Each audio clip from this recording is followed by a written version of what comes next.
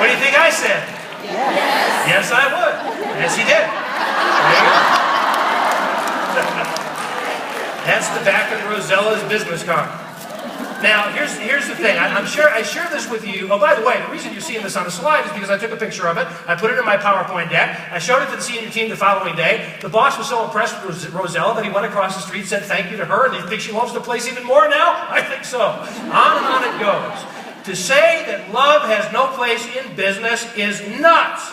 It just makes sense. Now, here's the thing. We know, it should be intuitively obvious that we want our customers, you want your customers to love Pampered Chef. You want them to host for you. You want them, that's how you recruit people. That's how they become consultants, because they love the possibilities. They love what they can do for their lives. They love the products. I understand that you get all that. At least you wouldn't be sitting here among this group if you didn't get that. I understand. But there's an element to this that ironically we tend to overlook, or we tend to take for granted. And what that is, where it starts, is with your own personal connection to the work that you do every day. So let me tee up this part of the conversation at the risk of citing an overused example. Let's talk for the moment, just for a moment, about Steve Jobs, okay? I'm not going to rehash the whole Apple story because we all know it to some degree or another. But let's suffice it to say that there was a period of time where some of you may have forgotten, some of you may not even be aware of, where Steve Jobs experienced probably the most significant and public humiliation and failure in the technology world when he got fired from Apple. You guys remember this? He got fired from Apple. He got fired from what was literally the love of his life. And you can imagine the damage to his pride and his now legendary ego and everything else when that happened. Well, obviously he ended up riding back in on the white horse, turned the company around, the rest is history. But he gave the commencement address at Stanford University in '05. It was a great speech. If you haven't heard it, I recommend that you listen to it. You can find it on iTunes. That shouldn't surprise you. And go and listen to the speech there. And when he got to the part where he talked about how he made it through the difficult times in his career, here's what he said in his own words. I'm convinced that the only thing that kept me going was that I loved what I did. The only way to be truly satisfied is to do what you believe is great work, and the only way to do great work is to love what you do. The only way to do great work is to love what you do. So, I'm not making this up, in other words. So here's what this comes down to. I have for you guys here this afternoon a series of questions. These are not rhetorical questions. They're not interesting philosophical questions. These are questions that demand to be asked and answered by every one of us frequently. The asking of these questions are extreme leadership practices in and of themselves. So here is non-rhetorical question number one for the afternoon. Some variation on this theme is, why do I love this? And you pick the context. Why do I love this business, this idea, this product, this consultant, this host, this customer, one of my peers, this team member, and how do I show it? Why do I love this business, generically speaking, and how do I show it? Why is this important? Well, first of all, just a disclaimer. Listen, I understand that some days this question is easier to answer than other days, right? Some days it's no problem. I mean, you're setting up your show, you're going to a meeting, and as you throw open the doors, it's like, why do I love this work? Let me count the ways. And you can write a sonnet to everybody that shows up, and it's just lovely. And then there are other days where, let's just say, it's a bit more of a stretch, right? The question even comes out differently. It's more like, why did I sign up for this? As opposed to, why do I love it? And it's a very natural thing. We all go through that. We go through the ups and downs. And what I'm here to suggest to you is this. The more difficult it is to answer this question, the more important it is to answer this question. Because this question is designed to help you pick whatever metaphor works best for you. Flip your own switch, stoke your own fire, trip your own trigger, whatever. This is designed to help you inspire yourself. This is designed to help you, if I may, ignite your passion. That's what this is. And the reason is this. It is virtually impossible to inspire, engage, motivate, ignite, mobilize, motivate anybody else unless we've got it ourselves first. So this is the raw material. This is where it all comes from. So let me be very specific as to what I'm asking you to do with this question. I'm asking you to make it a habit of asking yourself this question frequently. It takes milliseconds to ask the question. And then what happens is we set ourselves up in the position of answering it day in and day out. And the how do I show it part, that just comes out naturally. And if you get this down, the rest of this leap framework just leaps out naturally, and it takes us right into the discussion of energy, which is not metaphysical in this context. Energy is very real, very tangible. You know when you have it, you know when you don't, right? You know those days where you jump out of bed, you know those days where you fall out of bed. It's a distinctly different subjective experience, right? You know when you're around the energetic people and when you're not. Would you say that's true? Yes. Have you ever worked with, for, or around somebody who was, let's just say, a bit lacking on the energy scale? Have you? You ever worked with anybody like this, for example? The thrill of victory, the agony of defeat. So what's wrong with this picture? There's nothing there. This is The Walking Dead. This is a zombie, basically. And I guarantee you that any business that's led by somebody who's dead like this is going to create clones all the way throughout the rest of that business, and that's going to translate in some way, shape, or form into the customer's experience ultimately. And you know what I'm talking about. Here's the thing. Here's a good litmus test.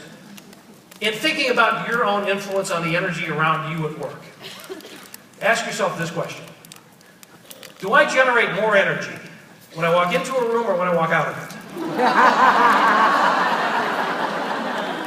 Good question, right? I mean, come on, man. We've all known these people. They're like the walking vacuums of the human spirit, man. They're like the energy vampires. You know these people, right? All they have to do is walk into the room. They don't even have to say anything. You just watch them walk in. You can see it in the body language of everybody else. They walk in, it's like they suck the life out of the place. And you see everybody else just kind of shrivel up and wither and die until that person leaves. And then it's like the clouds break, the sun comes out, the birds start chirping, and we get back to doing their work again. We want to make sure that we're not that person, that we're putting more energy in than we're taking out. So how do we go about doing that? I've got a couple of ideas here for you. And I want to set it up with Noel Tishy, who's done some great research on leadership. This is from his book, The Leadership Engine. He says that in his research, he found that leaders model the intensity and the energy that it takes to stay ahead competitively and to meet ever more ambitious goals. They do this because they love what they do. So there it is again, right? Those are his words, his research, not mine. Same conclusion. If you love what you do, the energy comes out naturally. So idea number one, how do we generate energy? Goes back to cultivating love. If you love your work, if you love what you're doing, if you love the business that you're building, it's going to come across in what you do. It's going to energize people, and energy is contagious. We all know that, right? But there's another subtle element to this, and I want to focus on this a little bit because there's a lot of leverage in it because it's fairly easy to do and it generates tremendous energy when it's done well. And what it has to do with, again, is you. It starts with your own perspective on the work that you do every day. So the question on the table for the next couple of minutes is this: what do we really do here? What is this Pampered Chef business really about? Beyond the transactional nature of your work, beyond the cooking shows and the selling of products and the recruiting of people, what is it that you really do? And as a business guy, this question is endlessly fascinating to me. Because if you look around, actually look around. I mean, literally look around, move your head, your eyeballs, and all that. Just look around the room. Everything that you see in here, with the exception of your colleagues, the other human beings in this room, everything that you see here is made by a company somewhere, right? The chairs you're sitting on, the carpet on the floor, the lighting fixtures, all of it, all made by a company somewhere. Now, to most of us, from the outside looking in at these products, they seem, seems boring. I mean, just like, it's a commodity, right? Boring, mundane commodity stuff. But here's the cool thing.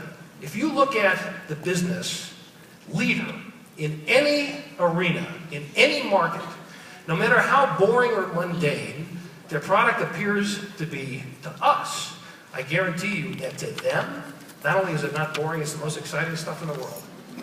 And they're the ones that everybody else is always chasing after. Let me give you a couple of examples, all right?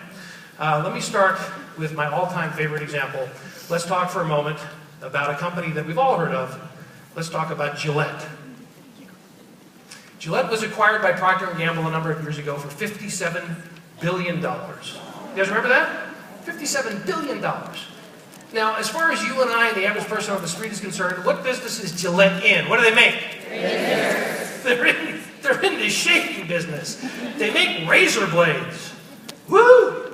I mean, can you imagine working for Gillette, driving to work in the morning and saying to yourself, what am I going to do today? I'm going to make razor blades, man. Hit the gas, get me there faster. I mean, a bit of a stretch for me, I have to say. But as it turns out, that's the way they are over there.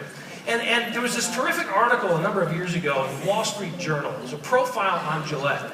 And the question behind the writer's visit to Gillette was, how do they create an entire company, a whole culture, where people are so passionate, so turned on, so energetic about razor blades and shaving? I think that's a good question.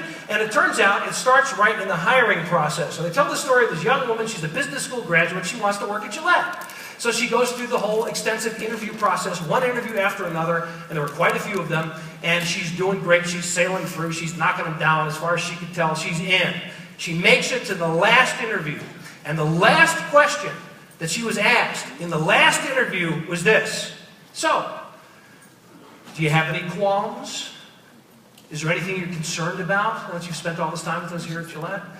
And I don't know if she was just trying to lighten the mood or take the pressure off or whatever, but just kind of half kidding, she said, well, you know, I'm not sure I want to spend the rest of my life worrying about underarms. Worrying about underarms. Guess what?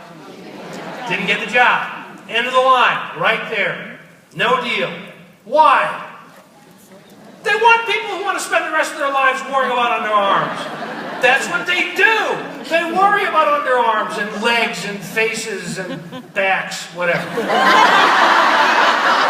It's true. Don't groan at me. It's true.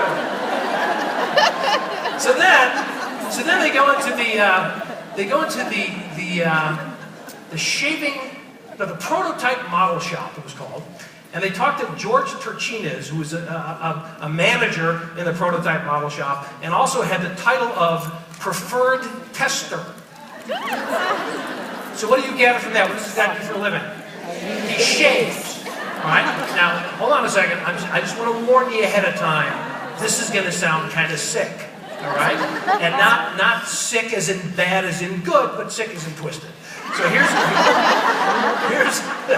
here's what he said. And I quote, "We bleed, so you'll get a good shave at home." This is my 27th year, he said. Came here my first week, haven't missed a day of shaving.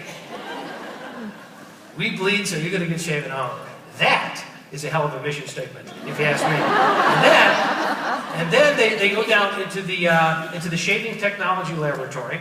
They talk to Donald Chalk, who's the vice president of the shaving technology laboratory, and they ask Mr. Chalk to describe what happens in this so-called fancily named, if that's such a word, shaving technology laboratory. Now listen to the way he answers this question. You tell me if there's any energy in this, all right? Here's what he said. I loved it so much I memorized it. Here's what he said. We test the blade guard, the blade edge, the angle of the razor, the balance of the handle, the length, the heft, the width, what happens to the chemistry of the skin, what happens to the hair when you pull it, what happens to the follicle. We own the face, he said. We know more about shaving than anybody. I don't think obsession is too strong a word. And then he paused for a second and he said, I gotta be careful. I don't want to sound crazy. Too late for that, Donald. But that's not crazy, that's energy, right? All right, so then I was in Chicago, I was speaking at a supply chain management conference. My hometown, by the way. So there were lots of different companies that were represented there. And I told the story about Gillette. And a couple days later, as often happens, I got back to my office. I had an email from somebody who was in that group, who in this case happened to work at the corporate office of the Container Store, right? Now, whether or not you've ever been in a Container Store, what would you gather from the name of the company? What do they sell? Obviously, they sell stuff that you put stuff in, basically. And this woman wrote to tell me, she said, listen, I heard what you said about Gillette, but I'm here to tell you, if you think Gillette gets excited about razor blades, you should see how excited we get about trash cans. And she was serious. She sent me this whole pile of material from the Container Store, all these internal documents like employee newsletters and training materials and all that. And what emanated from this stuff was, first of all, how much these people love their company, but also the energy they have about how they sell that stuff to the rest of us. And you know what? Every year, Fortune